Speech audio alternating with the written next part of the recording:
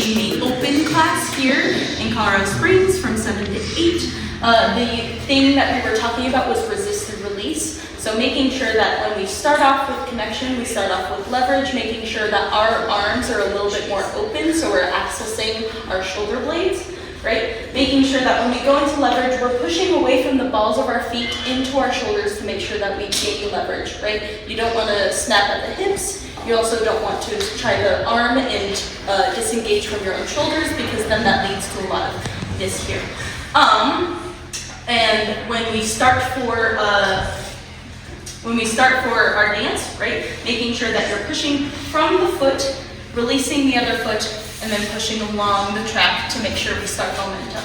When we start to go into compression, making sure we're almost doing compression like a push-up, where I compress into myself, my elbows compress into myself, to then make my follower compress into me. We then started to get back into tension and leverage. We started the system of resisted release. We did a little motion where we kept our elbows away from each other, and then we mini step outwards towards each other, towards the point of no more, to then resist the release of our partners going away from each other.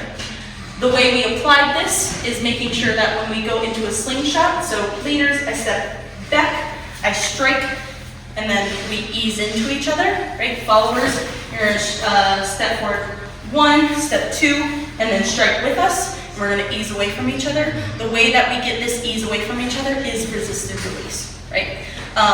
Then from here, I taught a couple exits, right? Resisting into the release, I either cross my left hand in front of myself, hip catch, and then send back out, or I can resist the release, tuck with my left arm, and have my follower go that way, or resist the release, tuck into my right arm, and have it go the same way. And that was class. Thank you.